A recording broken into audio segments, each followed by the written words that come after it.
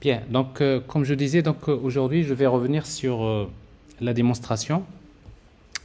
Alors dans la démonstration, donc je vais d'abord créer un projet basé sur Maven, notamment avec IntelliJ, dans lequel on va d'abord créer une simple interface. Alors cette interface, on va l'appeler EDAO.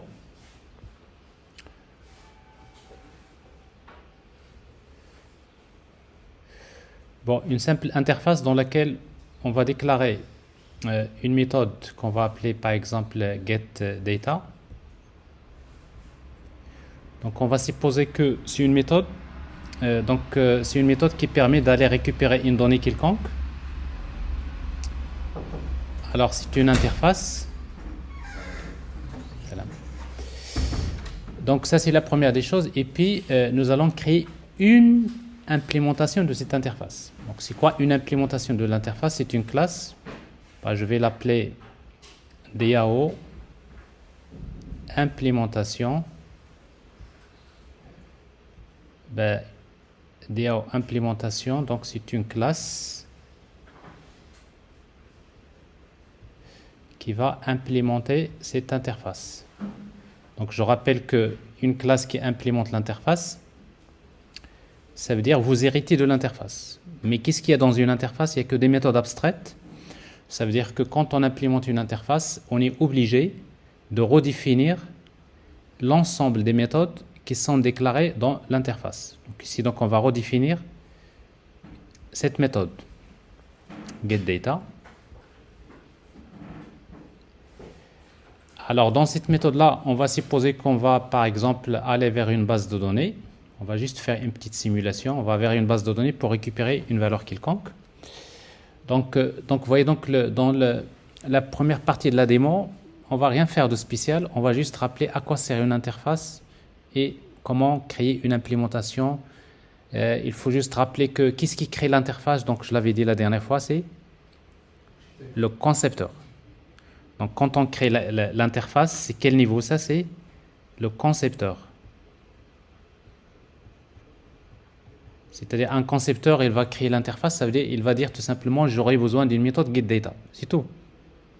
Mais le concepteur, lui, c'est pas lui d'implémenter cette méthode, mais puis il va demander un développeur. Donc ici, donc ça c'est quel niveau? C'est le développeur.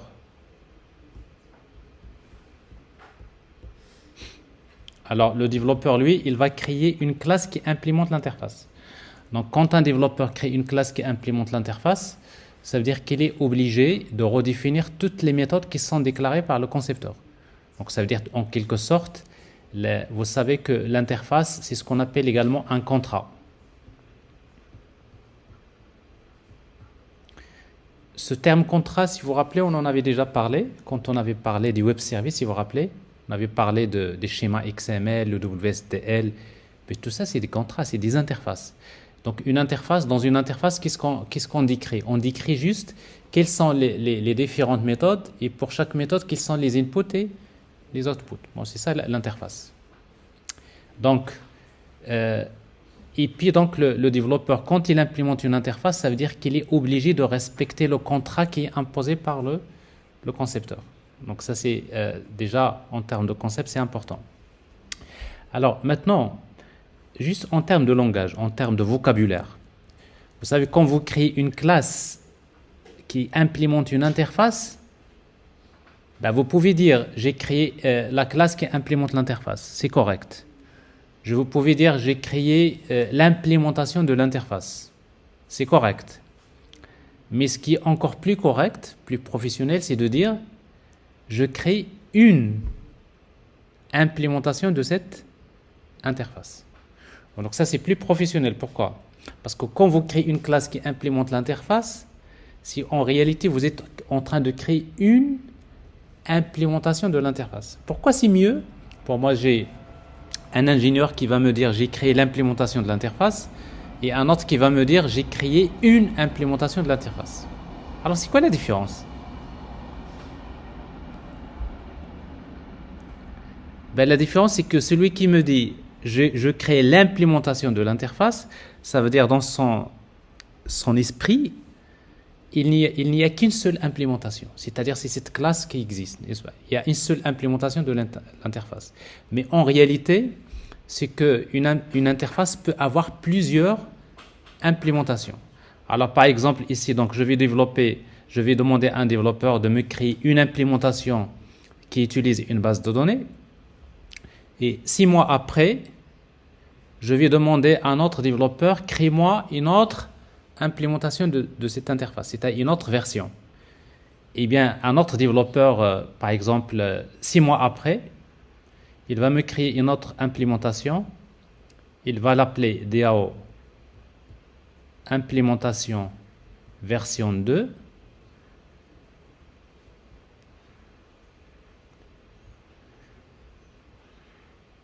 Et bien la même chose, il va implémenter cette interface et il va redéfinir la méthode, par exemple getData. Il est obligé de toute façon de redéfinir la méthode getData. Vous voyez donc, ça c'est un développeur D1 et ça c'est un développeur D2. Donc ici c'est une deuxième implémentation. Par exemple, au lieu d'utiliser ici une base de données, on va utiliser un web service. C'est-à-dire on va récupérer l'information à partir d'un web service au lieu d'utiliser une base de données. Donc vous voyez donc en termes de vocabulaire, quand on est dans le domaine de l'ingénierie informatique ou bien de l'ingénierie logicielle, les petits détails sont très importants. Donc quand vous dites je crée l'implémentation de l'interface ou bien quand vous dites je crée une implémentation de l'interface, eh bien j'ai celui qui va dire je crée une implémentation de l'interface, il est en train de se rapprocher de l'esprit d'un concepteur. Avec un peu plus d'expérience, vous savez très bien quand je crée une implémentation de l'interface, c'est que dans 3 mois ou dans 5 mois, on aura peut-être à améliorer cette implémentation, on va créer une autre version, etc. Donc, la première partie de la démo donc, va s'intéresser à c'est vraiment des choses de base. Alors, donc ça c'est la première partie. La deuxième partie, on va supposer que ça, si vous voulez, c'est la couche DAO, c'est-à-dire la couche d'accès aux données. Alors, dans la couche métier, la même chose, donc on va dire on veut créer une application qui permet de faire un calcul. Donc j'ai besoin de créer une interface, de déclarer l'interface i-métier. Donc supposons que ça c'est la couche métier. Et que dans mon cas ici, donc j'ai besoin de faire un calcul. Donc la même chose ici, donc c'est une interface.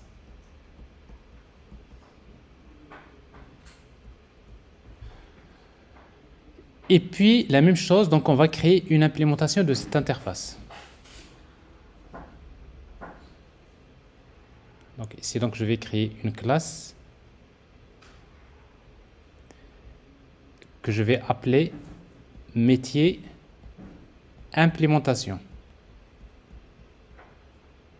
Donc j'implémente l'interface, donc je suis obligé de redéfinir la méthode calcul. Par exemple, ici, dans notre cas ici, on veut faire le calcul des prévisions, des choses comme ça. Et bon, la même chose ici, dans la couche métier. Si vous êtes sûr que cet algorithme de calcul, il ne va jamais changer. C'est-à-dire, vous avez un calcul, des formules, vous avez un algorithme qui ne va jamais changer. Alors, si vous êtes vraiment sûr, ça sert à rien de créer cette interface. Pourquoi? Dans ce cas-là, vous allez avoir une seule implémentation qui va vivre toute la vie, n'est-ce pas? Mais on n'est jamais sûr. Ce que vous dites, parce que on a toujours envie d'améliorer les performances, on a envie d'améliorer, il y a peut-être un bug, il y a une faille de sécurité, vous voyez? C'est-à-dire dans le futur, il y aura toujours de la maintenance. Et quand il y aura de la maintenance, eh bien, je ne vais pas changer le code source. Donc, c'est ce que j'ai dit la dernière fois. Ce n'est pas pratique d'aller modifier le code source de quelque chose qui est déjà créé, parce que si vous voulez faire ça, c'est qu'il faut comprendre le code source. C'est un cauchemar. Donc, ça, c'est ce que j'ai expliqué la dernière fois, je ne vais pas y revenir. Et donc, c'est pour cela que les interfaces sont toujours importantes. C'est-à-dire, à chaque fois que vous voulez, dans une couche, vous créez d'abord les interfaces et ensuite on passe vers les implémentations. Alors maintenant, ici, la classe métier implémentation, c'est-à-dire la méthode calcul, a besoin de faire appel à la méthode getData. Donc, et la dernière fois, donc, je vous ai dit que maintenant, ça veut dire que la classe métier a besoin de la classe DAO implémentation. Alors, vous avez deux façons pour coupler les classes. Soit directement, c'est-à-dire une classe qui fait appel à une classe. Alors, là, c'est ce qu'on appelle, c'est quel couplage ça? C'est ce qu'on appelle le couplage fort.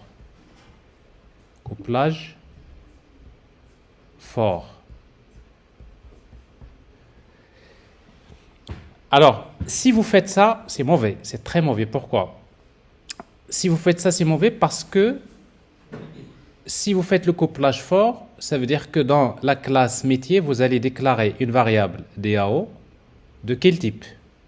De type cette classe, c'est-à-dire de type DAO implémentation, n'est-ce pas? Donc ça veut dire que la classe métier, il dépend fortement de la classe DAO implémentation. Et c'est quoi l'inconvénient? L'inconvénient, c'est que à un moment donné, votre application, il va fonctionner avec cette version base de données. Mais 6 mois après, si le client demande, on voudrait créer une nouvelle version, mais en utilisant un web service, vous créez cette classe-là. Ça, c'est ce qu'on appelle une extension qu'on va ajouter après. Ben, le client, il vous dit, maintenant, dans l'ancienne version, on récupérait la température à partir de la base de données. Maintenant, on veut aller à un web service ou bien un capteur ou je ne sais pas quoi. N'est-ce pas? Et donc, ici, vous allez envoyer un développeur qui va créer cette classe. Et puis, maintenant, le problème, il est là. Pourquoi il est là? Parce que si vous voulez que la classe métier utilise la version web service au lieu de la version base de données, on est obligé de modifier le code source. Il faut aller vers la classe métier, il faut chercher ici, il faut remplacer DAO implémentation par DAO implémentation 2. C'est-à-dire il faut modifier le code source. Et le problème, c'est que si vous voulez modifier le code source, le problème, nous avons dit que modifier le code source, ça veut dire quoi? Ça veut dire il faut d'abord comprendre le code source et acheter les risques. Si on fait une modification, on risque de créer des problèmes dans d'autres parties. Et tout ça, ça engendre un cauchemar au niveau de la maintenance. Et pire encore, c'est que même si vous faites ça, ça veut dire que vous allez, votre classe, vous allez la brancher à cette classe. Mais après, le lendemain, le client vous dit, en fait, cette version web service, de temps en temps, ça ne marche pas. On aimerait bien revenir à la version base de données. N'est-ce pas? Ben, s'il vous dit, on aimerait bien revenir à la version base de données, qu'est-ce que vous allez faire encore? Vous allez vous déplacer chez le client, vous allez éditer le code source et vous allez changer le code source. C'est-à-dire, si vous voulez passer de la version base de données vers la version web service, le seul moyen, c'est de modifier le code source. Et modifier le code source, c'est un cauchemar, il faut recompiler, donc donc ça veut dire que vous avez une application qui est ouverte à la modification. Une application qui est ouverte à la modification. Et j'ai déjà expliqué la semaine dernière qu'une application ouverte à la modification, c'est une application qui finit où? À la poubelle. C'est un jour, ça va être difficile à maintenir. Et quand il est difficile à maintenir, on va dire, tiens, cette application, elle est mauvaise, elle est mal faite. Eh bien, il faut la redévelopper. Et quand on dit il faut la redévelopper, ça veut dire que l'ancienne application finit à la poubelle. Donc, vous voyez donc le problème du couplage fort. Couplage fort implique quoi? Implique application ouverte à la modification. Ce qui implique la poubelle. C'est comment on dit, c'est le début de la mort. Ça prend du temps. La mort, parfois, c'est pas évident. On vient pas, on meurt tout de suite, mais vous savez, ça prend du temps. Il y a beaucoup de souffrance, n'est-ce pas? Avant de mourir, Allah yajino yajjikum jami' al-muslimin. C'est que c'est un peu ça. C'est-à-dire que l'application, il va mourir dans la douleur. C'est-à-dire vraiment, l'entreprise, la maintenance, ça coûte cher. Il va tellement poser beaucoup de problèmes à l'entreprise avant de dire, tiens, on laisse tomber ce projet-là, on va faire un autre projet. Eh bien, ça, c'est vraiment... c'est comme ça que les ingénieurs doivent repenser les applications. Si une application n'est pas capable de vivre sans qu'il soit... c'est-à-dire si une application n'est pas facile à maintenir, donc un jour, il va finir à la poubelle. Donc, le couplage fort, c'est un problème. Alors, vous savez, dans notre vie quotidienne, le couplage fort, vous savez, on l'utilise. Chez nous, par exemple, ça arrive au Maroc, dans les pays, on va dire, de l'Afrique, c'est-à-dire qui sont pas très, on va dire, développés. On vit un problème. Non, le problème, c'est que, par exemple, vous êtes par exemple, quelqu'un fait l'entreprise, n'est-ce pas? Et après, vous allez vers un service des impôts, par exemple. Service des impôts. Et quand on veut demander un service, on cherche toujours, on dit, est-ce que tu connais quelqu'un qui connaît quelqu'un n'est-ce pas? Ah, je connais quelqu'un. Ah, c'est pas, attendez, c'est très grave, c'est parce que je connais quelqu'un. Ah ouais, le quelqu'un, il est là. C'est parce que je connais quelqu'un, il me facilite la procédure, n'est-ce pas? Tant que je connais ce quelqu'un-là, je ne vais pas prendre la queue, je ne vais pas respecter les procédures directement au téléphone, où je lien, où je clique, etc. C'est ça.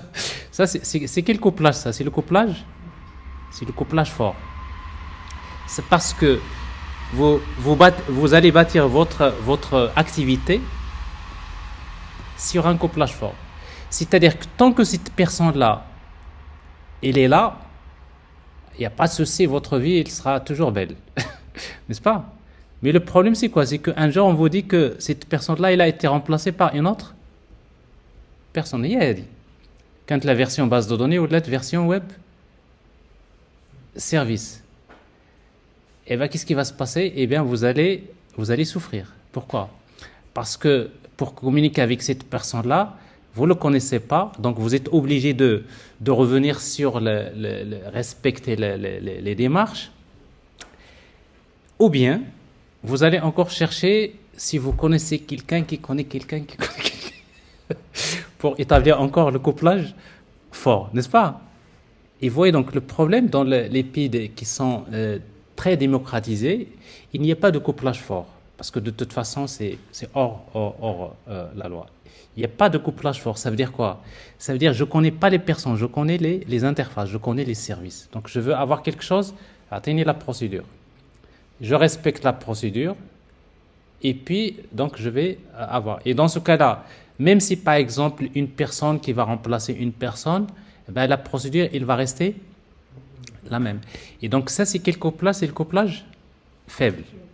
Et bien donc ici, dans notre conception ici, on va pas faire du couplage fort, on va faire un couplage faible. Et si vous voulez faire le couplage faible, eh bien au lieu de dépendre de, j'allais faire une bêtise, alors la gomme, voilà. Donc je ne vais pas utiliser le couplage fort, mais plutôt je vais utiliser le couplage faible. Voilà. Et pour utiliser le couplage faible, voilà ce que je vais faire. Donc, ma classe, au lieu de dépendre de la classe, il va dépendre de l'interface. Aïe. Il va dépendre de l'interface. Donc, ça veut dire que la classe métier, il ne dépend pas des classes, il dépend de l'interface. Ça veut dire quoi? La classe métier implémentation dépend de l'interface EDAO. Ça veut dire que la classe métier, elle est prête à fonctionner avec n'importe quelle classe qui implémente cette interface. Ça veut dire qu'il peut fonctionner avec DAO implémentation 1, il peut fonctionner avec DAO implémentation 2, il peut fonctionner, mais quand je vais changer de la version base de données à la version web service, je n'ai pas besoin de modifier le code source. Pourquoi? Parce que ici, la classe métier dépend de l'interface IDAO.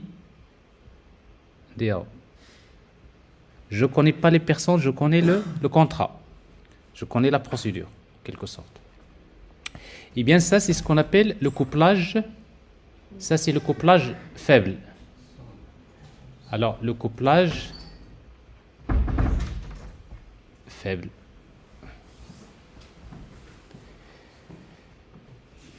C'est clair? Alors, ici, donc, on va créer ces interfaces et puis on va créer la couche présentation. Alors, dans la couche présentation, on va créer 3 versions. Alors, pour nous, la couche présentation, c'est une classe dans laquelle on va créer la méthode main. Et dans cette couche présentation, on va tout simplement utiliser la même chose, l'interface métier. Vous voyez donc, une couche dépend d'une autre couche, mais à travers l'interface. C'est que quand il y a une nouvelle version d'une couche, l'autre couche, je ne vais pas la changer, n'est-ce pas? Ben, c'est exactement ce qui se passe. Bon, c'est un peu le principe. Donc, ici, nous allons donc nous allons voir comment faire l'injection des dépendances de 3 façons. De manière statique au début. Alors statique, c'est-à-dire on va utiliser new, que vous connaissez pour créer les objets. Et puis on va créer une deuxième version en utilisant l'instanciation dynamique.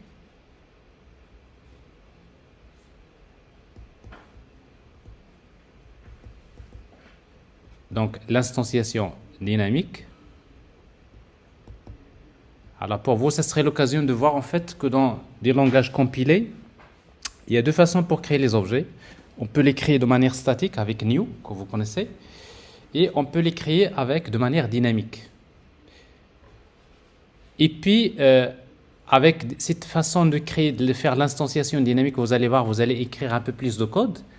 Mais quand vous commencez à écrire du code avec des copier-coller remplacés, et bien tout simplement, en principe, ça, vous n'aurez pas besoin de le faire. Pourquoi? Il y a des frameworks qui font ça. Donc, c'est-à-dire dans la troisième version, nous allons... Oui, dans la troisième version, nous allons faire l'injection des dépendances. Merci. Ça.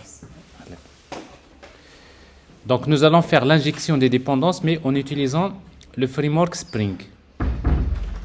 Notre objectif, c'est d'introduire le framework Spring pour faire l'injection des dépendances.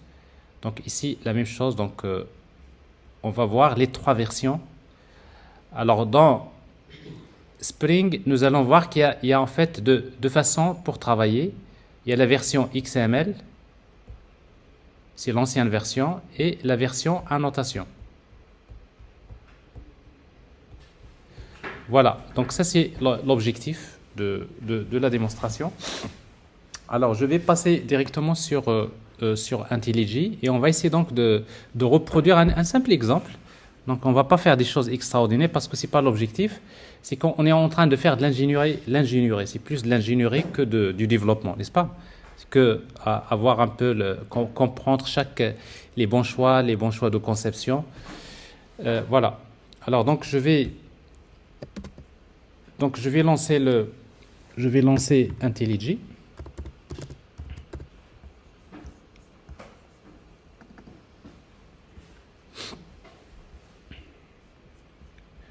Je vais créer un projet Java, New Project. Alors, je vais créer un projet Java Maven. Maven, pour gérer les dépendances. Alors, je vais l'appeler inversion de contrôle BDCC N7, par exemple, ici. J'utilise Java 21. Jusque-là, il n'y a pas de problème. Je crée un simple projet.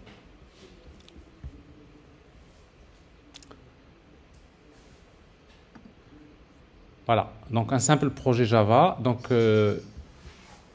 alors pour le moment, il n'y a pas de dépendance. Donc ici, donc je rappelle qu'un projet Maven, c'est un projet qui possède le fichier pom.xml.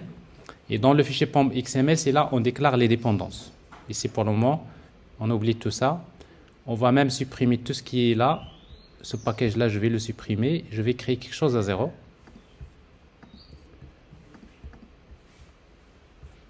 Delete. Alors ici, donc, je vais créer d'abord mes 3 packages. Je vais créer un package DAO pour la couche DAO. Je vais créer un package pour la couche métier. Et je vais créer un package pour la couche présentation. Et puis dans le package DAO, je vais créer d'abord une interface. L'interface que je vais appeler EDAO. Alors dans mon cas ici, je suppose que dans l'interface EDAO, j'ai besoin d'une méthode qui retourne un double. La méthode s'appelle getData. Il n'y a pas de paramètres ici. Bon, tout simplement, il y a une seule méthode. OK?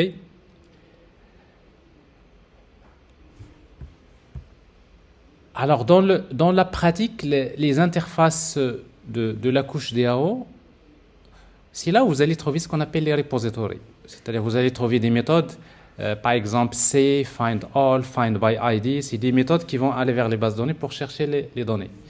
Et même après, vous allez voir que ces méthodes-là, tout ce qui est say, find by ID, find all, etc., toutes les méthodes qui permettent de faire la recherche des bases de données, c'est des méthodes techniques. C'est-à-dire, avec un framework comme Spring Data, ben, ces méthodes, ça existe déjà. Donc, on n'a même pas besoin de les développer, n'est-ce pas? Et donc, mais dans notre cas ici, on est dans une logique très simple. Ouais, getData. Et puis, on va créer une implémentation de cette interface. Alors, créer une implémentation de l'interface, c'est créer une classe que je vais appeler DAO implémentation. Donc, je rappelle que qu'est-ce qui crée l'interface? C'est le concepteur. Qu'est-ce qui crée la classe? Le développeur. Vous voyez, donc jusque-là, je mets la casquette d'un concepteur, j'ai un salaire de, allez-y, on va dire, de 40 000 dirhams. Alors maintenant, je vais développer, je vais créer une implémentation de cette interface. Je vais changer de casquette. Alors le développeur, il va créer une classe qui implémente l'interface, d'ailleurs implémentation.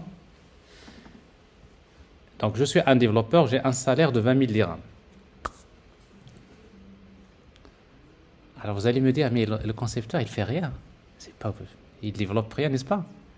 Parce que la bonne partie, c'est le développeur qui va passer du temps à coder. Mais en fait, le développeur, lui, il n'est pas responsable de l'application. Il va juste créer une classe qui implémente une interface, il va la tester, ça marche, il oublie. Quand il sort, dès qu'il ferme sa machine, il va à la maison, il va dormir, il va chatter, n'est-ce pas? Mais le concepteur, il est responsable de l'architecte, et le concepteur, il est responsable de l'application, c'est-à-dire de l'application. À chaque fois, il y a un problème, à chaque fois qu'il y a, est-ce que le projet a... Vous voyez, donc c'est comme l'architecte. Donc c'est pour cela que on ne peut pas être concepteur si on n'a pas une expérience en tant que développeur. Donc c'est un peu ce qui explique pourquoi le concepteur, à un moment donné, il va essayer de faire la conception et puis il va lancer le chantier. Après, les développeurs, ils vont commencer à créer le code. Alors, sachant que, donc pourquoi maintenant la conception, le concepteur, il est très important? Parce que maintenant, avec l'intelligence artificielle, le code, c'est ce qui n'est pas compliqué aujourd'hui. Donc, c'est ce qui est de plus simple à coder, à écrire, c'est le code.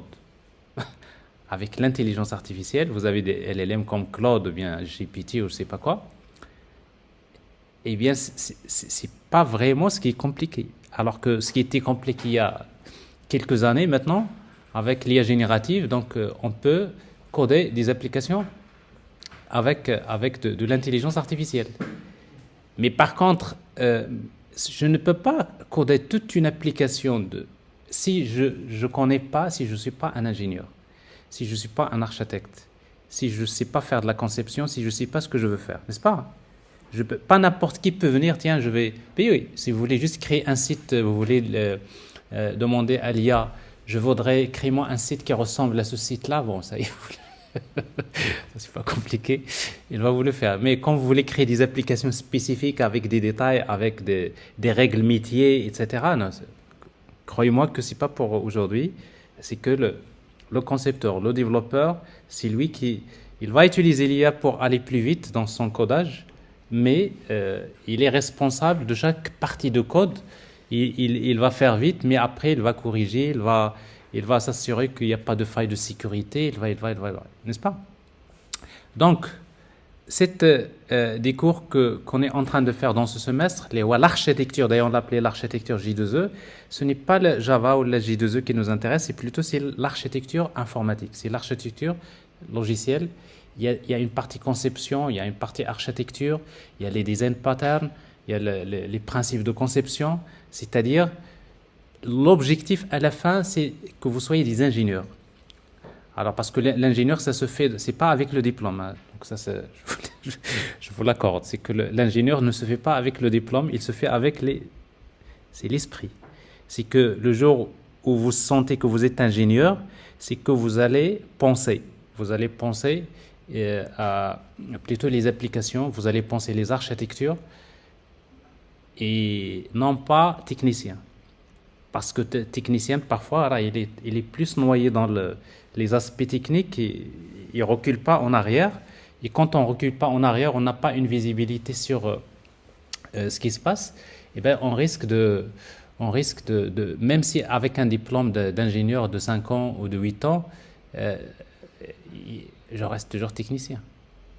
Donc la technicité, c'est très important, parce que moi, je suis contre les gens qui vont vous dire « Ah non, le code, n'importe qui peut écrire le code. » Non, attention. C'est que oui, maintenant l'IA, il peut écrire le code. Il peut écrire le code, n'est-ce pas? Mais ce n'est pas possible.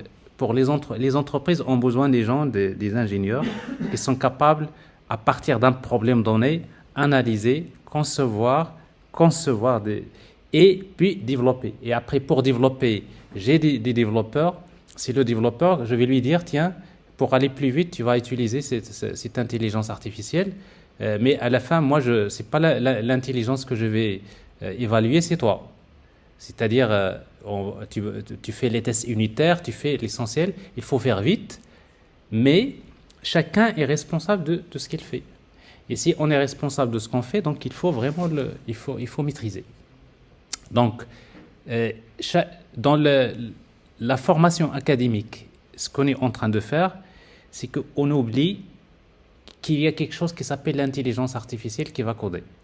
C'est pas vraiment parce que c'est ce qu'on essaie d'expliquer à nos ingénieurs. C'est-à-dire, oui, on sait que dès que vous serez embauché en entreprise, on va vous demander d'utiliser l'intelligence artificielle pour aller plus vite. Ça, c'est clair, n'est-ce pas? Mais pour que vous puissiez être recruté, eh ben, vous allez faire un entretien. On va vous dire, le couplage fort, pourquoi je vais utiliser ça? Eh ben, si vous n'avez pas les choses dans la tête, vous ne serez même pas capable d'être embauché.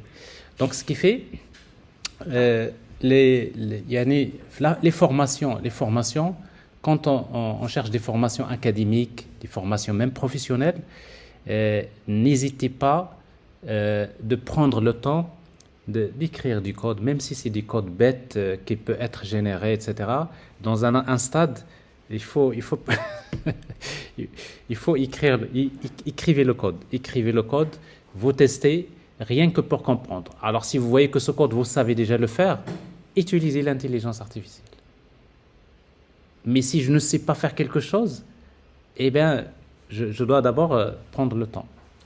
Alors ça, c'est un concept parce que ça fait, ces 2 dernières années, on a vraiment trouvé des ingénieurs, à chaque fois on leur rappelle ces concepts-là, parce qu'ils commencent à mettre dans leur tête, à supposer que coder, ça y est, bon, il y a l'IA qui va coder. Oui, l'IA, il transforme les métiers de l'ingénierie, beaucoup de métiers, mais il les transforme, il ne va pas supprimer le job d'un développeur.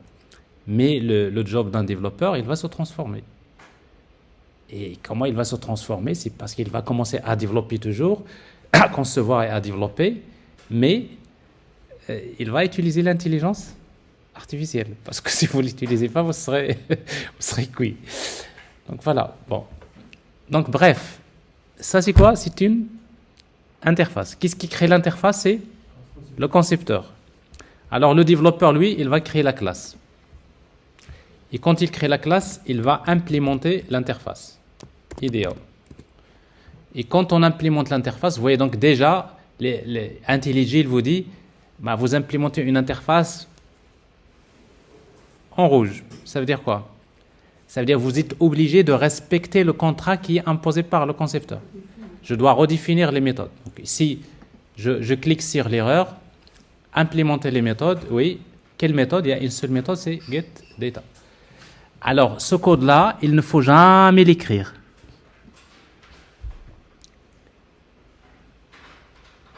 D'ailleurs, ça m'énerve quand je vois quelqu'un en train d'écrire override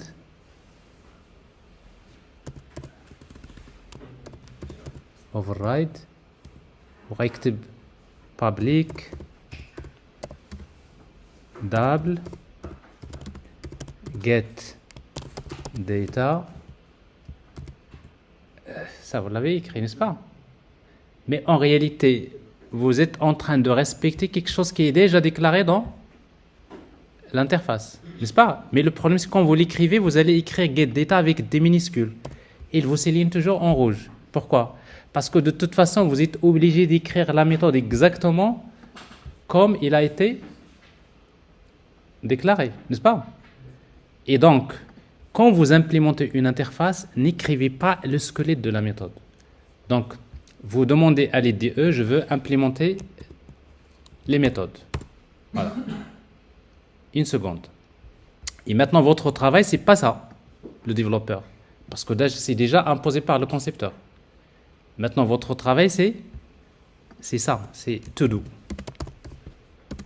Et d'ailleurs, parfois, quand vous allez développer, vous allez trouver cette classe, elle est déjà créée. Parce que le concepteur, il va déjà créer une classe qui implémente. Mais vous trouvez ici le commentaire, c'est-à-dire votre travail, c'est d'écrire ce code. Bien. Alors, dans notre cas, on va faire quelque chose de plus simple. On va juste afficher un message version base de données. Et puis, on va supposer qu'on va vers la base de données, on va récupérer la température égale, par exemple, 23. Et on va retourner la température. Ici, donc, on va pas compliquer la vie. Donc, on va supposer qu'on est déjà connecté à la base de données. On a cherché la valeur 23. Mais ça, on saura le faire dans la semaine prochaine. On va utiliser des frameworks qui vont nous faciliter l'accès aux bases de données. Donc, ça, c'est quelque chose qu'on va faire. Donc, voilà. Donc, vous venez de créer une implémentation de l'interface. Alors, on va faire la même chose pour la couche métier. On va créer une interface et métier. Alors, cette interface, donc, ça, c'est les spécifications fonctionnelles. Alors, ici, donc, tout ce que je sais, c'est que j'ai besoin d'une méthode get. C'est pas getData, c'est calcul. La même chose. Alors, c'est-à-dire, normalement, les interfaces qu'on déclare dans la couche métier, c'est les exigences fonctionnelles. Normalement, les exigences fonctionnelles. Alors, vous dites, je veux créer une application. Je veux créer une application. Qu'est-ce qu'il permet de faire? Il permet de faire le calcul. Ça, c'est un use case, n'est-ce pas? C'est-à-dire les exigences fonctionnelles, c'est ça. C'est l'interface métier. C'est-à-dire ce que vous trouvez dans les use cases. Si vous avez un use case, par exemple, comme ça, vous avez A, B, C. Ça veut dire quoi? Ça veut dire dans votre application, dans l'interface métier de votre application, vous allez avoir combien de méthodes? A, B et C. Ni plus ni moins. C'est clair? Donc, quand je suis dans la couche métier, je parle de besoin métier, le besoin fonctionnel.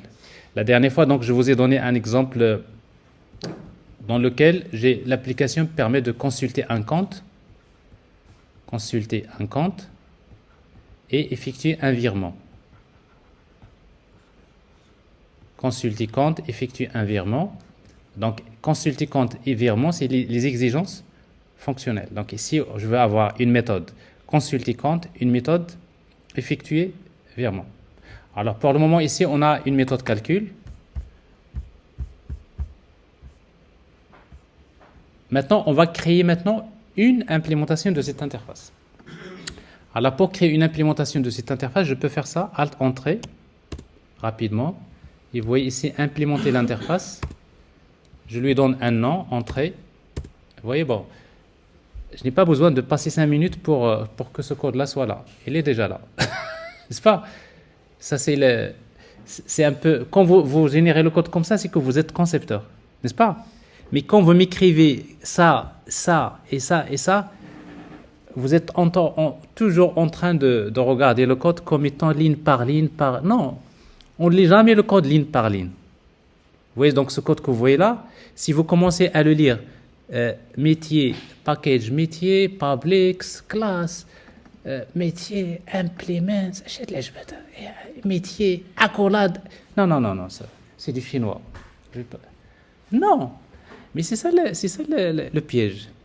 C'est que quand on regarde le code, on le regarde comme ça. Regardez, on le regarde comme je le dessine. Ça, je suis en train de créer une classe qui implémente une interface. Donc, tout ce code-là, ça représente une classe qui implémente l'interface dans laquelle je redéfinis la méthode calcul. Et cette classe se trouve dans un package qui s'appelle métier. Donc, vous voyez, donc, ça, c'est l'intelligence humaine. C'est votre cerveau qui joue à de l'abstraction comme ça. Alors maintenant, il faut maintenant écrire. Quand vous rentrez dans la méthode, la méthode, l'algorithmique, les variables. Donc ça, c'est de la programmation. Alors ici, donc, je vais dire, voilà, métier implémentation. Pour faire le calcul, j'ai besoin de quoi? J'ai besoin d'utiliser l'interface DAO. Donc ici, je dois déclarer une variable DAO de quel type? De type DAO. Donc c'est ce que je vais faire. Alors ici, je vais déclarer un attribut de type DAO que je vais appeler DAO. Eh bien, cette variable DAO que j'ai déclarée ici, je ne vais pas l'initialiser. Je ne vais pas mettre égal quelque chose.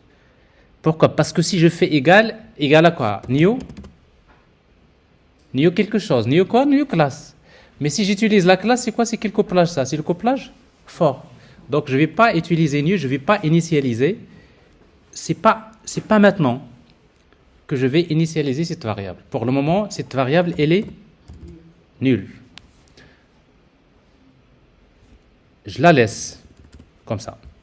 Et maintenant, je vais dire, bon, j'ai une interface, je connais l'interface, ben, je vais dire, je vais récupérer la température, T, en utilisant DAO, et j'appelle la méthode getData. Voilà, donc pas de problème. Le compilateur, tout ce qu'il sait, DAO, il est de quel type? Interface. Est-ce que l'interface contient la méthode getData? Oui, bon, pour lui, le code, il est bon.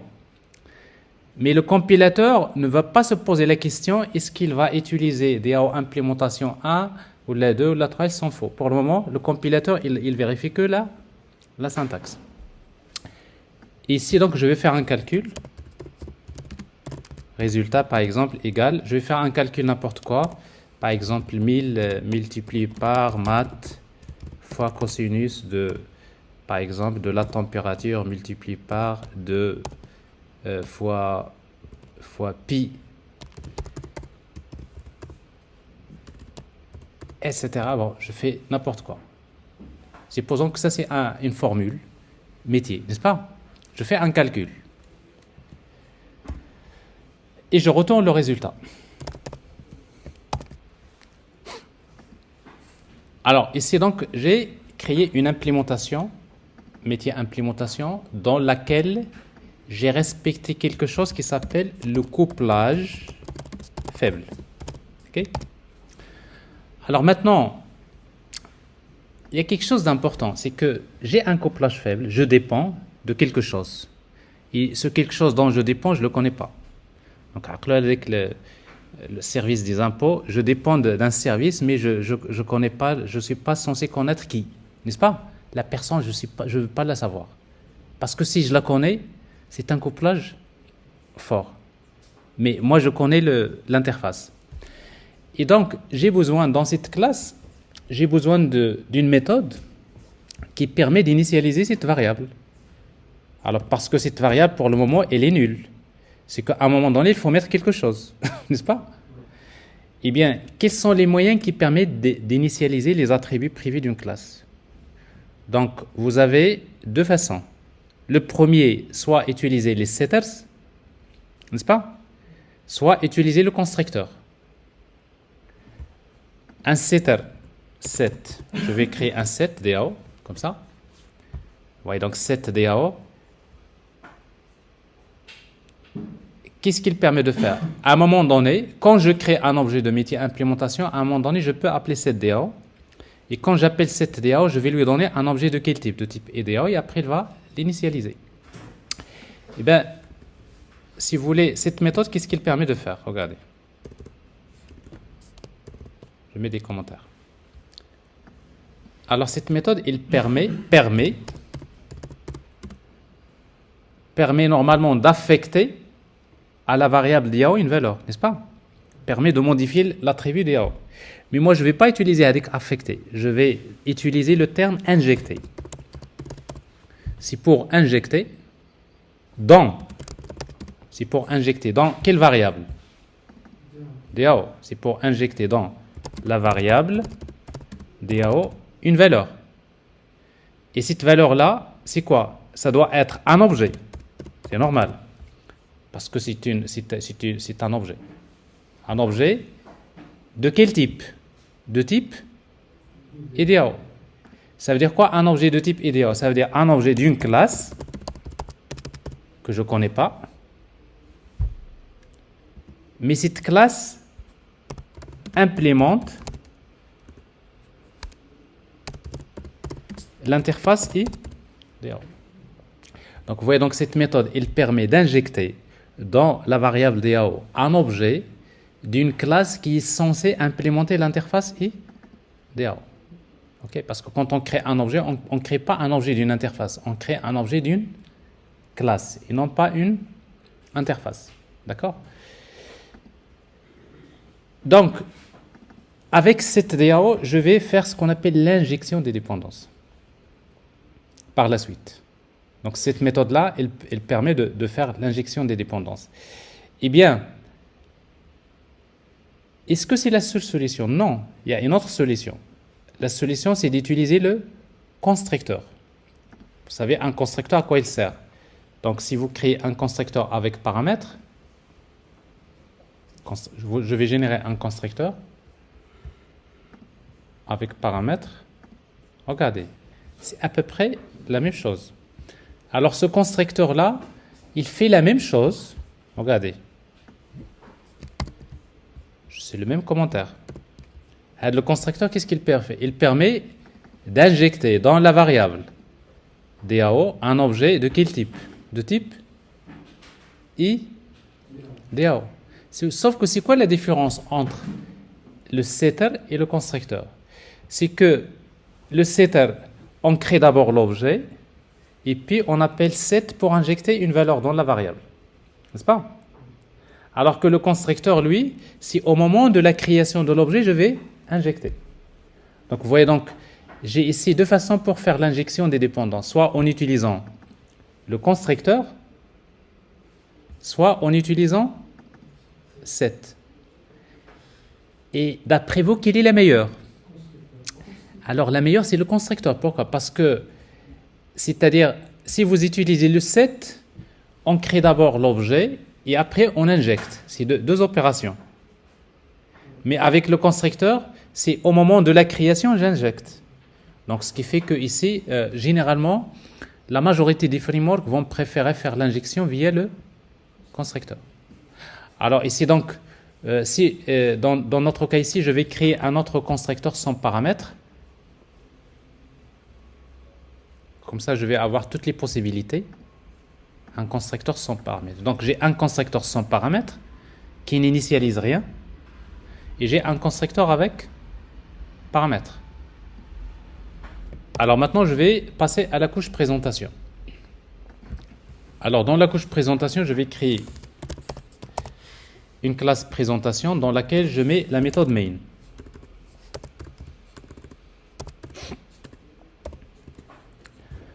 Alors, dans la méthode main, qu'est-ce que je vais faire? Donc, je veux faire le calcul. C'est ça l'UI. Donc, je veux faire un calcul, j'affiche le résultat. Et si je veux faire le calcul, je vais faire quelque chose de plus simple. Je vais instancier la classe métier. Je vais créer métier égale new métier implémentation.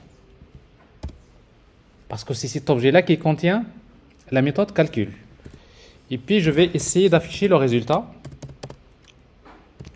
Et dire donc, je veux appeler métier point calcul. Donc ici, qu'est-ce que je fais? Donc je fais le calcul qui se trouve dans le métier. Mais si vous exécutez ça, vous allez voir qu'il y a une exception qu'il faut connaître. Regardez. Au moment de l'exécution, vous allez voir qu'il y a une exception qui est très populaire. C'est une exception qui bloque le projet, qui empêche le projet de s'exécuter, c'est null pointer exception. Alors, null pointer exception, ça veut dire quoi? Ça veut dire que, si vous regardez, au moment, il va vous dire at. Vous savez quand vous voyez l'exception, d'ailleurs, vous allez beaucoup en voir. Vous voyez donc, quand vous voyez l'exception, il faut savoir lire une exception. Dans une exception, vous allez trouver at, comme ça. Ça veut dire quoi? C'est ce qu'on appelle la trace de l'exception. Donc, il vous dit, c'est quoi l'origine de l'exception? D'abord, c'est quelle classe? Métier. D'accord? D'abord, le haut niveau, c'est dans la couche présentation, n'est-ce pas? C'est-à-dire ici. Quand j'ai appelé la méthode calcul, c'est elle qui a généré l'exception. Mais la méthode calcul elle-même se trouve dans quelle classe? Métier. Vous voyez maintenant, quand vous appelez la méthode calcul elle-même, il fait appel à ça. Il appelle DAO.getData. Or, regardez DAO, est-ce qu'on l'a initialisé? À quoi est égal? C'est quoi la valeur par défaut? C'est nul. Maintenant, vous êtes en train d'appeler la méthode d'un objet qui est nul, qui n'est pas créé. Donc, quand vous appelez la méthode d'un objet qui n'est pas initialisé ou bien qui n'est pas créé, eh bien, vous allez avoir l'exception, null pointer exception. Et null pointer exception, c'est une exception sévère. Elle arrête l'application. Une application ne peut pas s'exécuter s'il y a une exception null pointer. Donc, l'application s'arrête. Donc, le problème, c'est ça. Alors maintenant, si je veux que... Alors, ce que j'ai fait ici, donc, les trois instructions sont très importantes. Je vais les écrire comme ça.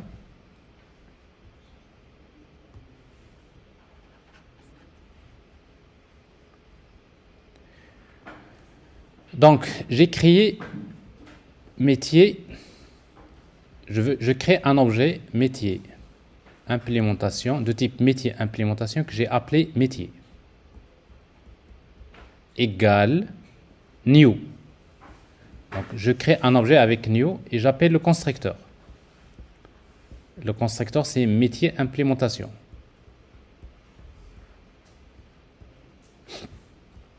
Ça veut dire qu'est-ce que je suis en train de faire? Donc, je suis en train de créer un objet métier.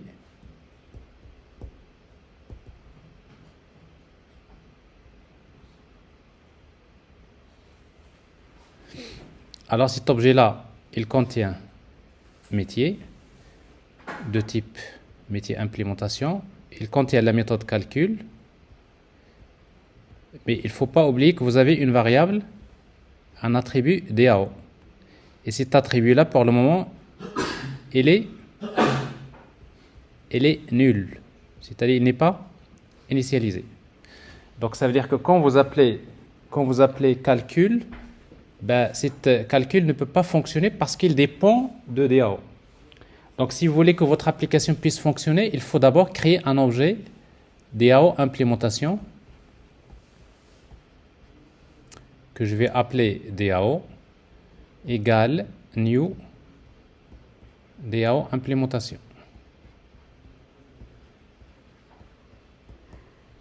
C'est-à-dire quoi? Ça veut dire que je vais d'abord créer un objet DAO de type DAO implémentation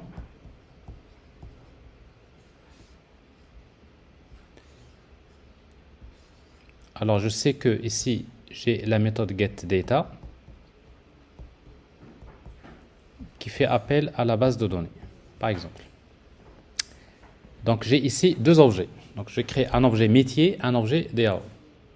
Maintenant, qu'est-ce qui reste? Il faut les associer. Il faut faire l'injection des dépendances. Ça veut dire quoi l'injection? Ça veut dire qu'il faut prendre cet objet-là, la référence de cet objet-là, il faut l'affecter à cette variable.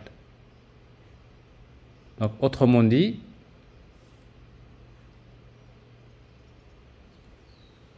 ici je ne dois pas avoir nul, mais plutôt donc je vais injecter ça. Je vais faire cette dépendance comme ça. Ça veut dire que, je rappelle toujours la base, c'est que vous savez qu'un objet, quand vous créez un objet, ça se trouve dans la RAM. La RAM.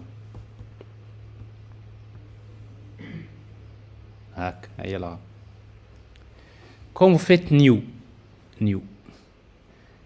qu'est-ce qu'il fait? Il va chercher dans la mémoire un espace libre. Il va créer un objet quelque part, ok? Quelque part, il va créer un objet qu'il va appeler DAO, de type DAO implémentation. Et vous savez qu'un objet,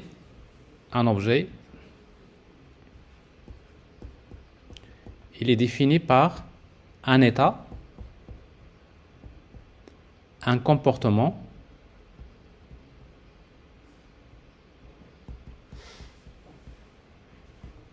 et une identité.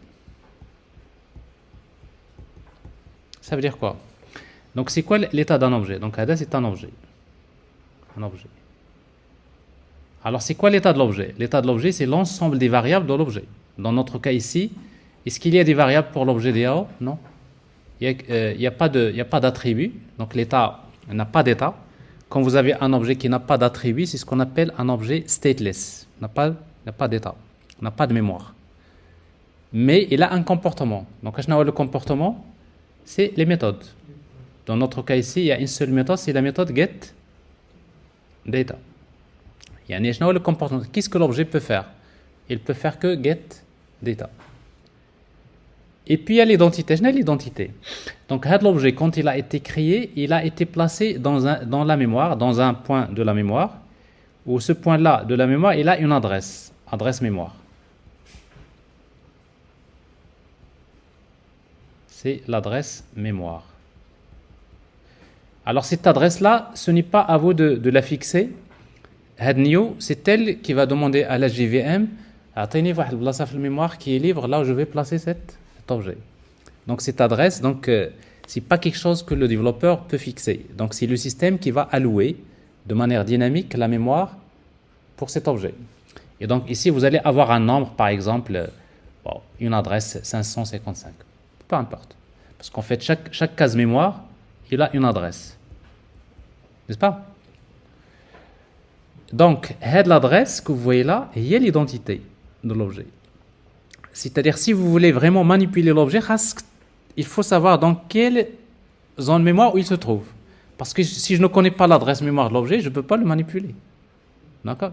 Donc, l'identité de l'objet, c'est cette adresse mémoire. Eh bien, maintenant, faites la variable que vous voyez là, de la variable. Alors, j'avais déjà expliqué ça, mais je le réexplique. Et je suis sûr que M. Bouslaham vous l'a expliqué 30 fois. Et comme M. Najil vous l'a expliqué 50 fois aussi. Et ça, c'est toujours, il ne faut pas l'oublier. Parce que souvent, vous oubliez. Quand vous faites ça, l'opération, la ligne que vous voyez là, qu'est-ce que vous faites? Vous êtes en train de faire trois choses. Normalement, les trois choses. La première, vous déclarez une variable DAO. Vous déclarez une variable DAO quelque part. DAO, il est la mémoire ici. DAO, c'est une variable. D'accord? C'est une variable.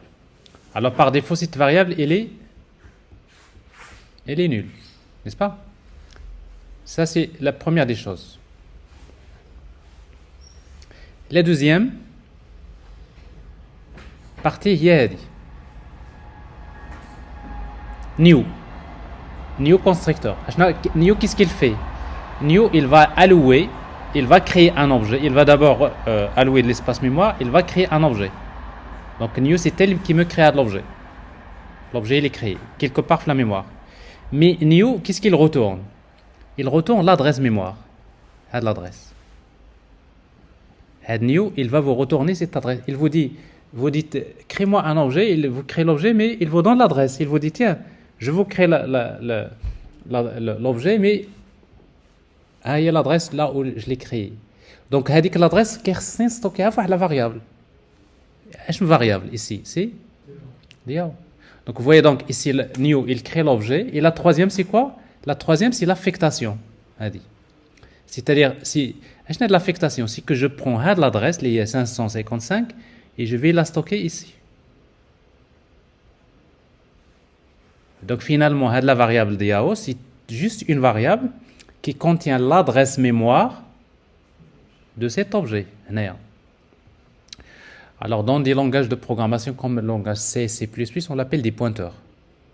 La notion de pointeur, c'est quoi? Un pointeur, c'est une variable qui pointe vers une zone mémoire. Ça veut dire quoi? Il pointe.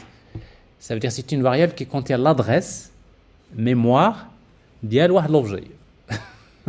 N'est-ce pas?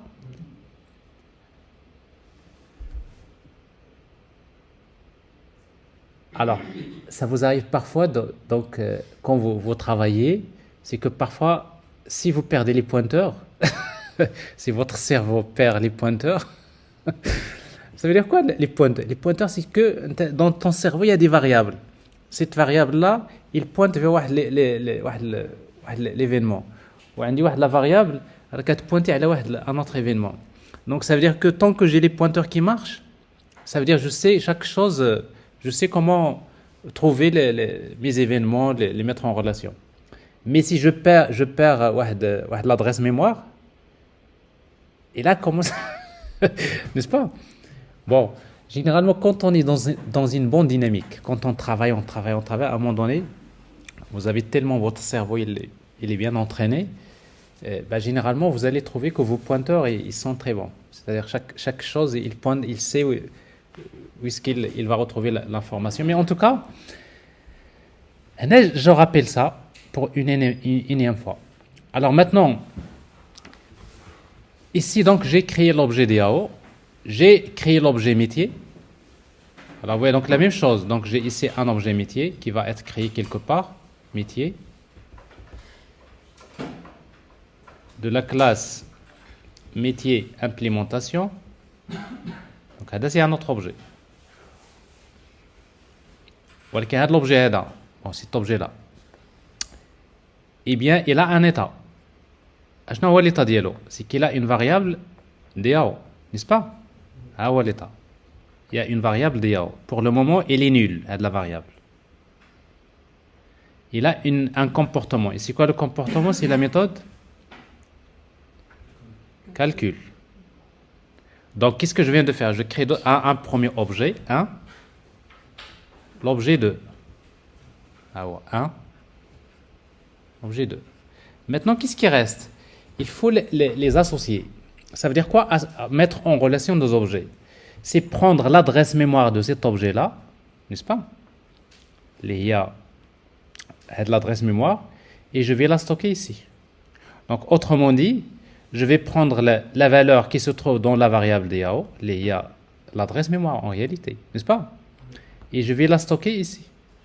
Donc, ça veut dire ici, finalement, qu'est-ce que je vais avoir? C'est quelle valeur? 555. En réalité, la variable, il va contenir l'adresse mémoire, oui, de l'objet. Ok. Ça veut dire que maintenant, je vais lier l'objet métier à l'objet DAO. C'est l'injection des dépendances. Donc, j'ai un objet qui va dépendre d'un autre. Et je reprends la chose, c'est que quand est-ce qu'on dit qu'un objet A, quand est-ce qu'on dit qu'un objet A est en relation avec un objet B? Parce que les objets sont en mémoire. L'objet A est en relation avec B quand l'objet A possède l'adresse mémoire de l'objet A. C'est-à-dire que l'objet A, il a une variable B dans laquelle il y a l'adresse mémoire de B. N'est-ce pas? Là, j'ai ici l'objet A qui dépend de B. Ça veut dire que A peut utiliser B.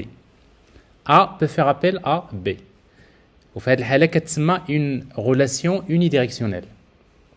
Ça veut dire que A peut contacter B, mais pour le moment, B ne peut pas contacter A.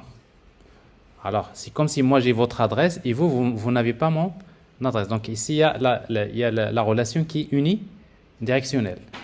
Et quand est-ce qu'on dit que ces deux objets sont liés par une relation bidirectionnelle? C'est quand l'objet A possède l'adresse mémoire de B et l'objet B possède une variable dans laquelle il y a l'adresse mémoire de A. Oui, donc là, on va parler de ce qu'on appelle une relation bidirectionnelle. Bidirectionnelle, ça veut dire que l'objet A peut contacter l'objet B et l'objet B peut contacter l'objet A. Alors, dans notre cas ici, le métier, il peut contacter DAO, mais DAO n'a pas besoin de métier parce que c'est la réalité, c'est toujours la couche métier, il fait appel à la couche DAO. Mais la couche DAO n'aura pas besoin d'appeler la couche métier parce que ce n'est pas son travail. Donc, comment on va faire ça maintenant? Donc, il faudrait affecter à la variable métier. Donc, il faut injecter dans la variable DAO donc, cet objet-là. Comment on va le faire? Nous avons deux solutions. Soit le setter, soit le conseil. La première, c'est ça. C'est métier.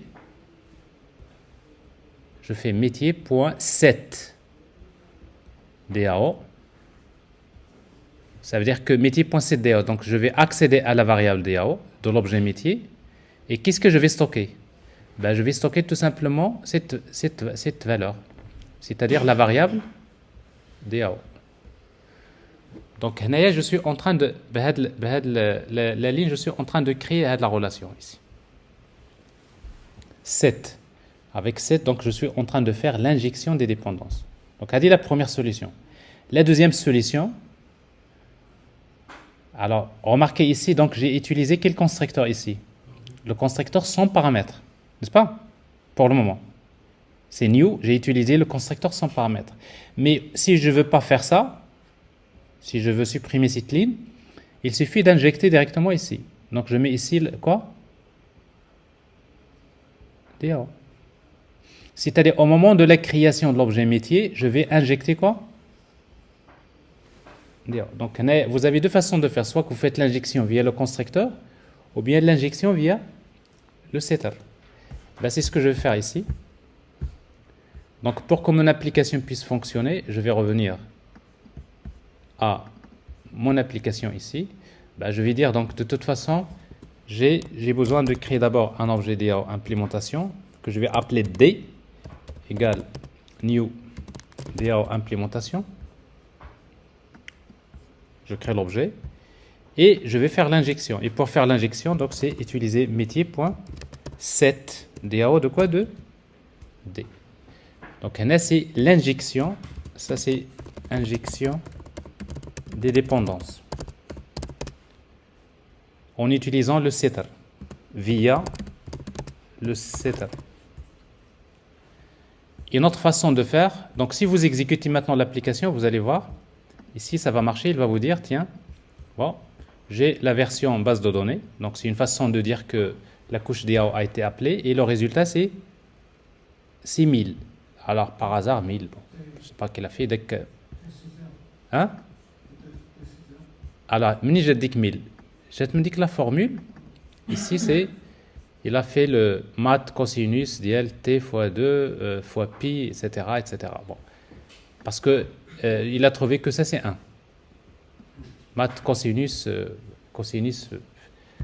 déjà 2 pi. Vous voyez, 2 pi fois quelque chose, c'est toujours 1. 2 pi. Oui, le hasard. Alors je vais diviser par mat point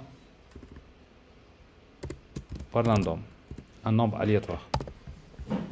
Bon, bref, parce que sinon ça va toujours me donner le même résultat.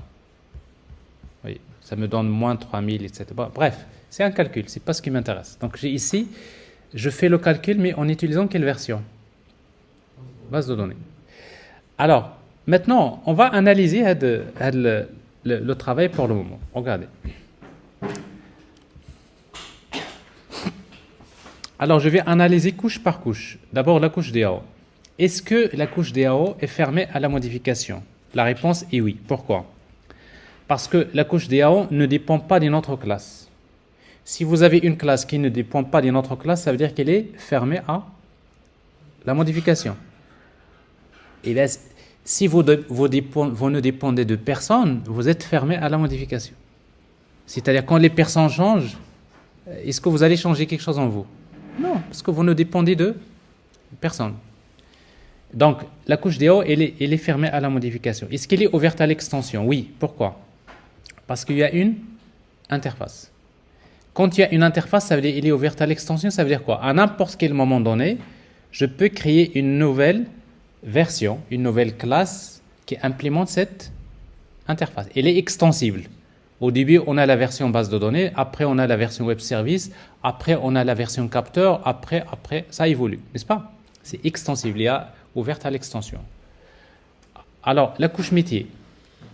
Est-ce que la couche métier est fermée à la modification? Oui. Pourquoi? Parce que la couche métier ne dépend que des interfaces. Si vous avez une classe qui dépend que des interfaces, vous pouvez dire qu'elle est fermée à la modification. C'est du couplage faible, n'est-ce pas? Est-ce qu'elle est ouverte à l'extension? Oui, parce qu'il y a une interface. Du moment qu'il y a une interface métier, ça veut dire qu'à n'importe quel moment donné, je peux créer une nouvelle version d'elle, le métier. Par exemple, si on veut changer la formule de calcul, il suffit de créer une classe qui implémente cette interface. Donc j'ai une interface, ça veut dire ouverte à l'extension. Walakin, maintenant, si on arrive à la couche présentation ici, est-ce que cette couche présentation est fermée à la modification que nous avons créée? Eh bien, la réponse est non, tout à fait. La couche présentation, elle n'est pas fermée à la modification. Pourquoi? Supposons, maintenant, le client vous demande, je voudrais utiliser la version web service au lieu de la version base de données. Qu'est-ce que vous allez faire? Vous allez envoyer un développeur qui va créer une nouvelle classe qu'on va appeler DAO implémentation version 2. On l'appelle version web service, WS, implémente l'interface EDAO. Donc, il va implémenter l'interface. Il redéfinit la méthode getData. Vous voyez donc le développeur qui va faire la maintenance évolutive, il va faire ça.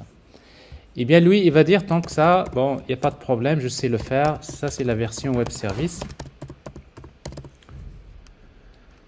Et puis, je récupère la température, T égale par exemple, pour faire une différence, on va mettre 32. Et puis je vais retourner T. Donc vous voyez, donc j'ai créé ici une extension. Une extension. Je viens d'ajouter une extension. Maintenant, je voudrais que mon application fonctionne avec cette version web service au lieu de cette version. Est-ce que j'ai besoin de changer quelque chose sur la couche métier? Non. Pourquoi? Parce que la couche métier, elle dépend de l'interface, elle ne dépend pas. Mais par contre, est-ce que j'ai besoin de changer quelque chose sur la couche présentation? Eh bien oui. Pourquoi? Parce que ici, dans la couche présentation, le problème, c'est que ici, je dépends des classes. J'ai du couplage fort. Oui. Ici, c'est DAO. Donc, si je veux utiliser la deuxième version, je dois changer ici. Je dois mettre DAO implémentation web service égale new DAO implémentation web service. Donc, je modifie le code source. Si je réexécute, je vais avoir l'application va fonctionner. Il va faire le calcul, mais en utilisant la version web service. Si je veux encore basculer vers la version base de données, je dois encore modifier le code source ici. DAO implémentation, n'est-ce pas? Mais pour ne pas, si je veux être un peu plus correct, ici je vais déclarer la variable de type EDAO, n'est-ce pas? Je peux bien déclarer une variable de type EDAO et je peux lui affecter new DAO implémentation. Ça, c'est le polymorphisme, n'est-ce pas? Je déclare une variable de type EDAO, mais je peux lui affecter un objet DAO implémentation, ça marche. Je peux également lui affecter un objet DAO implémentation web service et ça marche. Donc, je peux basculer, n'est-ce pas? Mais cette couche présentation, il reste ouverte à la modification. Mais c'est déjà très bien. Pourquoi c'est très bien? C'est comme si vous dites, j'ai une couche DAO qui contient une centaine de classes et d'interfaces qui est fermée à la modification, ouverte à l'extension. Je suis tranquille. J'ai une couche métier dans laquelle il y a des centaines d'interfaces et de classes. Elle est également fermée à la modification, ouverte à l'extension. Mais j'arrive vers une classe de la couche présentation qui est ouverte à la modification. Ça veut dire quand il y a de la maintenance, la seule classe qui va subir les modifications, c'est cette classe. C'est-à-dire la seule classe qui est ouverte à la modification, c'est cette couche présentation. Alors nous, on veut faire mieux. C'est-à-dire on voudrait également que la couche présentation soit fermée à la modification. Donc c'est ce que je vais faire. Eh bien,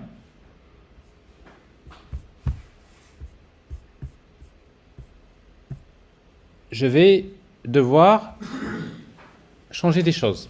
Alors qu'est-ce que je dois changer? What new?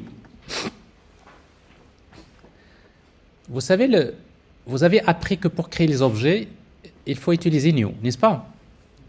Et c'est quoi le grand problème de new?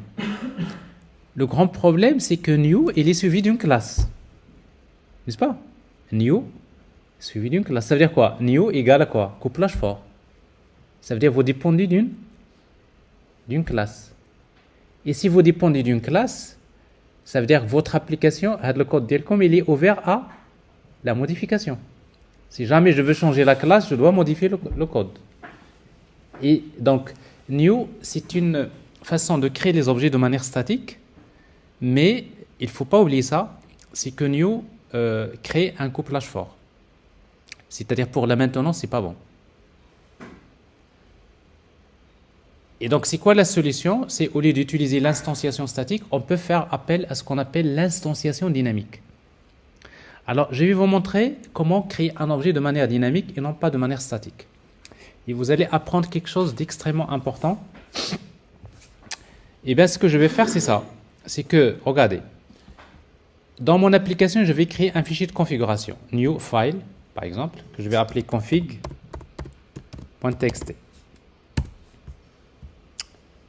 Et bien, dans ce fichier-là, je vais mettre les classes que je veux utiliser. Par exemple, dans la première ligne, je vais dire, je vais utiliser une classe qui s'appelle DAO implémentation qui se trouve dans le package DAO. Dans la deuxième ligne, je vais utiliser une classe qui se trouve dans le package métier qui s'appelle métier implémentation. Alors par la suite, ce fichier de configuration, ça peut être un fichier XML ou bien un fichier JSON, si on veut être plus correct, n'est-ce pas? Donc ça, un simple fichier de texte. C'est un fichier de configuration. Et dans ce cas-là, je vais créer une couche présentation 2. Alors cette couche présentation, qu'est-ce qu'il va faire? Il va faire la même chose qu'on a fait dans la première, c'est-à-dire ça. On va faire les 3 lignes. Bon, je mets en commentaire. Comme ça. On va faire la même chose, sauf que au lieu de faire de manière statique, parce que ça c'est statique, n'est-ce pas? Au lieu de le faire de manière statique, on va le faire de manière dynamique. On regarde les importations parce qu'en quoi je dépends de rien. Et bien pour le faire de manière dynamique, bon, la première ligne que j'ai ici, je vais la faire de manière dynamique. Comment? Ben, j'ai besoin d'abord de lire le fichier de configuration. Alors pour cela, je vais utiliser la classe scanner égale new. C'est une façon de faire pour lire un fichier. New file, je vais lire à partir d'un fichier qui s'appelle config.txt. config.txt. Alors, c'est une histoire des exceptions. Donc, il vous oblige d'avoir un try catch. Pour éviter pour le moment les exceptions, je vais utiliser throws exception. Donc, je rappelle que quand vous mettez une méthode throws exception, ça veut dire j'ignore les exceptions. Il ne va plus vous obliger de faire try catch. Eh bien, maintenant, ce que je vais faire, je vais lire le nom de la première ligne. Donc, je vais mettre string, que je vais appeler DAO class name. À quoi est égal? Égal scanner.nextLine. Donc, nextLine, qu'est-ce qu'il permet de faire? Il permet d'aller vers le fichier, il va lire la première ligne. Ben, qu'est-ce qu'il va trouver dans la première ligne? Il va trouver le nom de la classe. Alors maintenant, je connais le nom de la classe que je vais instancier. Yeah. Maintenant, je veux créer un objet de cette classe. C'est-à-dire, je dois faire quelque chose comme new. Cette classe, je vais créer un objet. Mais pour le créer, donc, je ne peux pas faire new. Parce que new, je ne connais pas la classe. Je n'ai pas envie de l'utiliser. Mais je vais le faire de manière dynamique.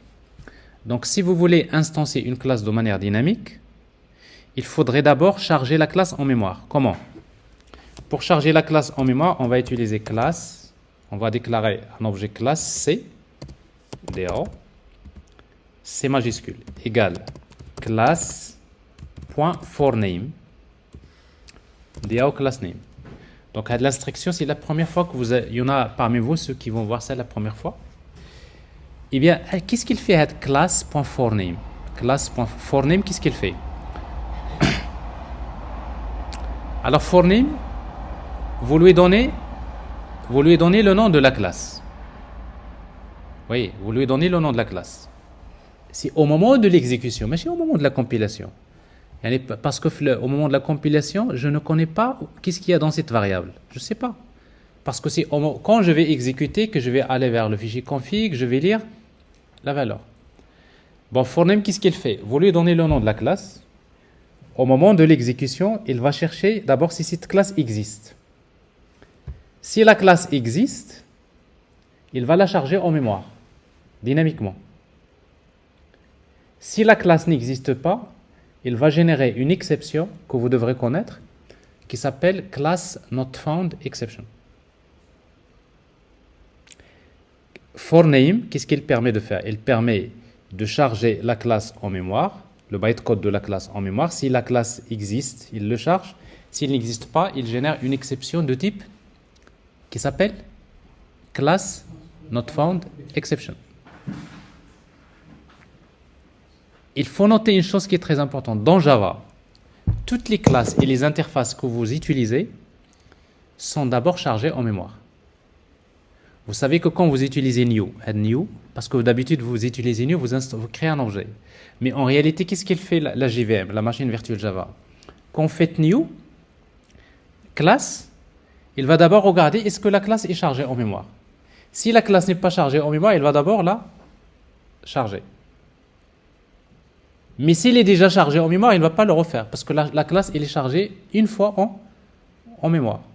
Alors, ici, maintenant, de manière statique, il le fait automatiquement. Mais vous, de manière dynamique, on va le faire. Eh bien, on fait class forName, class name. Donc, la classe elle est chargée en mémoire. Et dans Java, toutes les classes et les interfaces qui sont chargées en mémoire sont chargées sous forme d'un objet de quel type? De type classe. Et maintenant, une fois que la classe est chargée en mémoire, je peux l'instancier. Et si vous voulez l'instancier, il suffit de dire CDAO, la classe, et vous appelez new instance. Vous savez, add new instance addis, ça veut dire c'est new. Vous créez un objet de cette classe. Sauf que, c'est quoi la différence entre cette syntaxe new et celle-là? C'est que celle-là, c'est statique, et celle-là, c'est dynamique. Là, je l'appelle dynamique. Parce que ici, je suis en train de créer un objet dont je ne connais pas le nom de la classe. N'est-ce pas? Parce que quelque part ici, c'est quelle classe que je suis en train d'instancier? Je ne sais pas. Je suis en train d'instancier une classe dont le nom se trouve dans la première ligne du fichier de configuration, n'est-ce pas? C'est-à-dire, dans le nom, on va me le donner après. Mais je ne connais pas le... Bon, new instance, qu'est-ce qu'il fait? Il crée l'objet et il va retourner par défaut un objet de type object. Donc, new instance, il crée un objet de type object. Mais moi, je connais le type. C'est vrai que je ne connais pas la classe. Je suis en train de créer un objet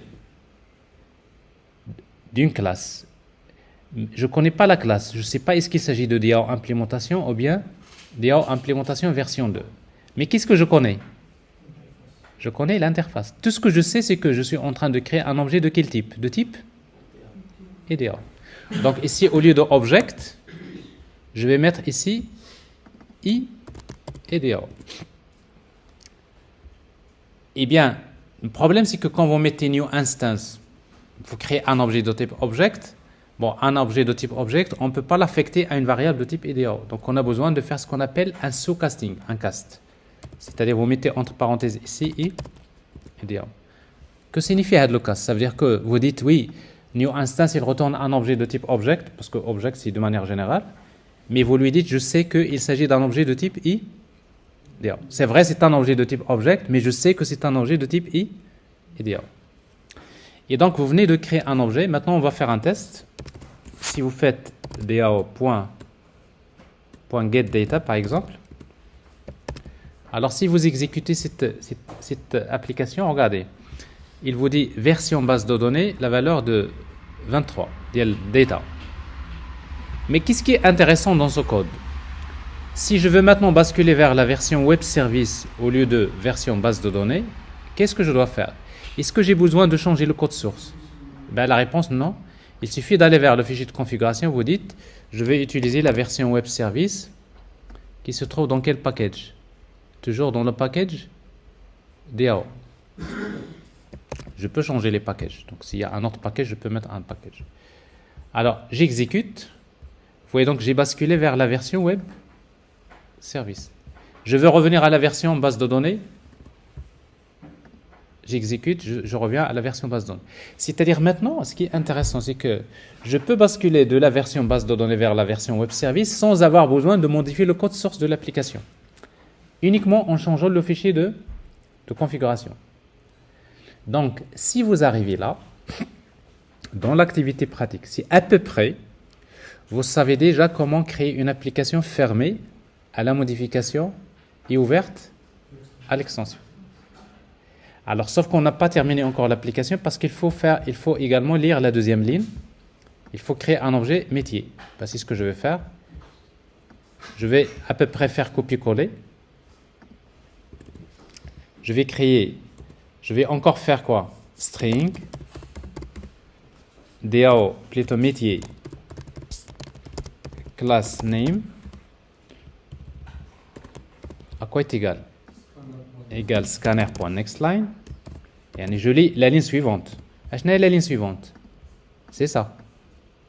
Je dois encore l'instancier. Ça veut dire que je dois faire l'instruction. C'est la deuxième étape.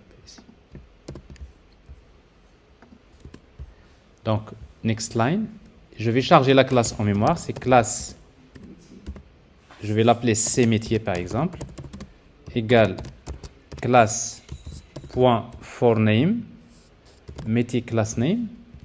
Ok. Je vais instancier l'objet. Je sais qu'il est de type eMétier. L'objet eMétier égale à quoi? Égale cmétier.newInstance. New instance. Mais vous savez, quand je fais new instance, j'ai besoin de faire l'injection des dépendances. Je vais faire l'injection via le constructeur. Vous savez ici, donc tout à l'heure, dans la première version, j'ai ici fait l'injection en utilisant le setter, n'est-ce pas? Mais il y a une autre façon plus simple. Au lieu de faire ça, il suffit d'injecter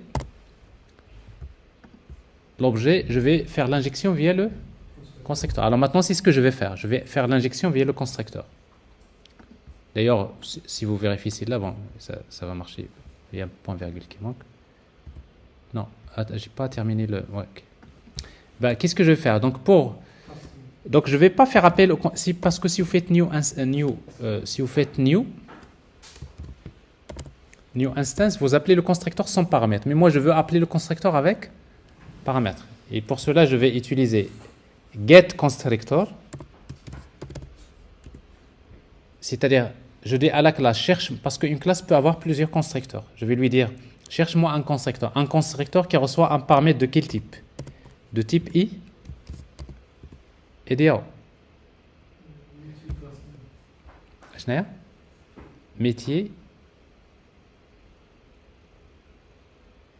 كيفاش؟ alors هذه métier class name. لا انا جاي métier نخليوها الاخر داك لو كاس. Si vous voulez, maintenant je suis en train de charger l'objet. Donc je vais créer une instance de cet objet là, mais en utilisant quel constructeur? Je vais utiliser un constructeur. Regardez, j'ai deux constructeurs. J'ai le constructeur sans paramètres, ça c'est new instance. et j'ai un constructeur avec paramètre. Donc je vais appeler un constructeur qui reçoit un paramètre de quel type? De type IDEO. Donc je dois mettre ici IDEO, point classe. C'est-à-dire, parce qu'en fait le point classe, c'est juste spécifier le type. Il est de type IDEO, point classe. Et après, je fais new instance. Et quand je fais new instance, cette fois-ci, je vais injecter quoi? Je vais lui donner quoi? L'objet. Si vous voulez, ici, on peut l'appeler D pour garder la même syntaxe. Ici. Donc D. Et qu'est-ce que je vais injecter ici? C'est D.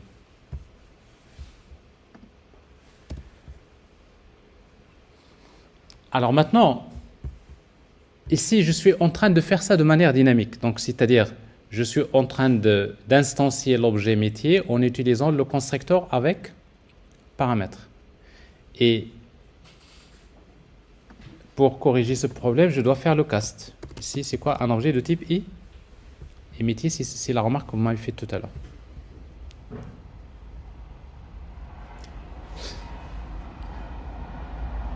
Alors, regardez. Alors, maintenant, si vous voulez faire le test, on va faire appel à métier, on va dire résultat, égale, j'appelle directement métier.calcul. Calcul. Alors si j'exécute l'application, non ça c'est la version 2, alors j'exécute cette version, la version 2,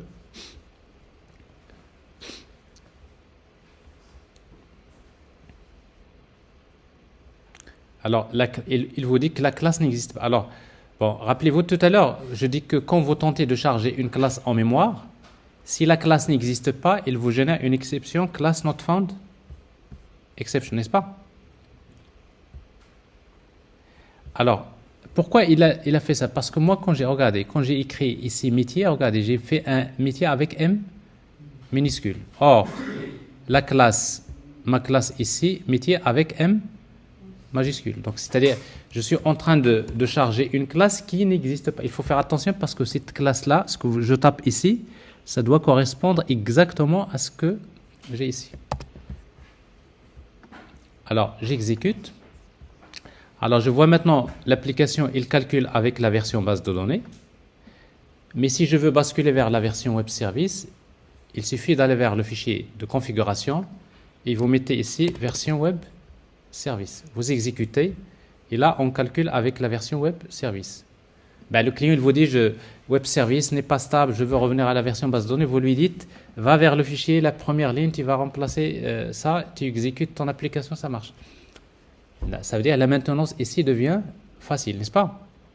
C'est une application qui est fermée à la modification et ouverte à l'extension. C'est clair? Mais sauf qu'il y a un petit souci pour vous, c'est que, regardez, c'est quoi? Ici, c'est quelque chose que vous pouvez comprendre facilement, n'est-ce pas? Ça. Créer un objet, créer un autre objet, faire l'injection des dépendances. Alors ça, vous avez l'habitude de le faire, c'est new, c'est de l'instanciation statique, n'est-ce pas?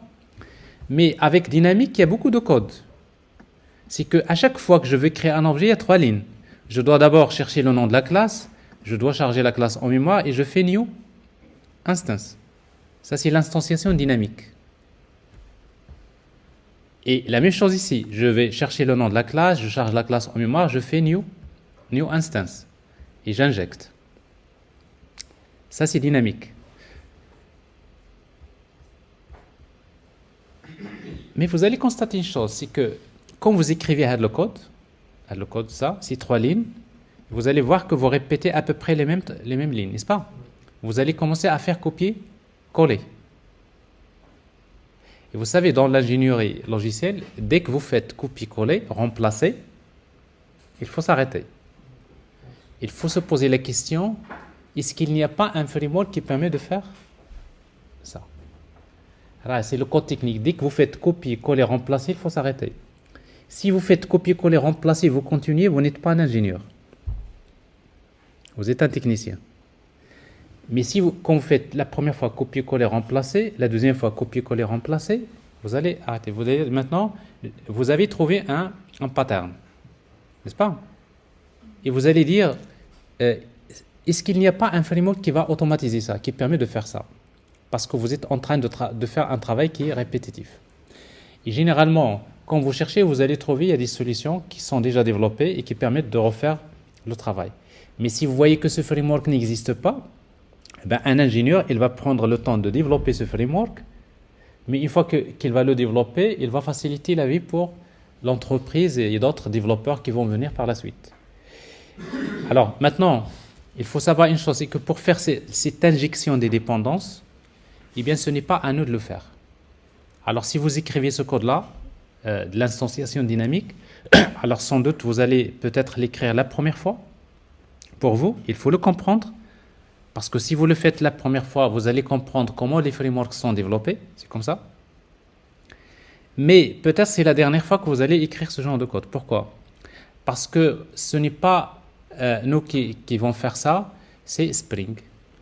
Ben, c'est Spring qui va faire l'injection des dépendances. C'est-à-dire que dans la troisième étape, quand on va utiliser le framework Spring, nous allons voir que ben, c'est Spring qui va chercher la classe où il se trouve, c'est Spring qui va charger la classe en mémoire, et c'est Spring qui va faire new instance, et Spring qui va faire l'injection des dépendances. Ça veut dire que maintenant, tout ce qui est la création des objets et l'injection des dépendances, quand vous arrivez là, c'est que vous avez compris. C'est ça ce qui est intéressant, c'est que vous avez compris le concept de l'ingénieur. Mais dans la réalisation, vous allez dire, ben, je ne vais pas me casser parce que si vous faites ça, vous développez toute votre application avec de l'instanciation dynamique, vous allez galérer, n'est-ce pas? Donc voilà, donc tout ce qui est l'instanciation dynamique et l'injection des dépendances, nous allons voir tout à l'heure comment on peut utiliser Spring Framework pour faire cette injection des dépendances.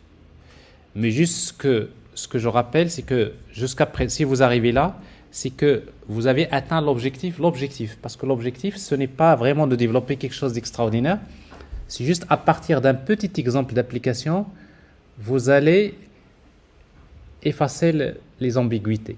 Donc, vous effacez. Quand vous revenez en arrière, vous commencez à dire non, mais j'ai compris ça, j'ai pas compris ça, j'ai compris ça, j'ai pas compris ça. Donc vous savez comment créer une simple application fermée à la modification et ouverte à l'extension. Et pour cela, donc, nous avons dit qu'il faut respecter 3 règles. Il faut respecter les règles suivantes. D'abord, il faut utiliser le couplage faible. Couplage faible, ça veut dire qu'il faut dépendre des interfaces. Parce que si on n'utilise pas les interfaces, ça ne marche pas. N'est-ce pas? La deuxième règle, c'est qu'il faut faire l'injection des dépendances de manière dynamique. N'est-ce pas? Parce que si vous faites l'injection des dépendances de manière dynamique, vous n'aurez pas besoin de modifier le code source quand vous voulez basculer d'une version vers une autre.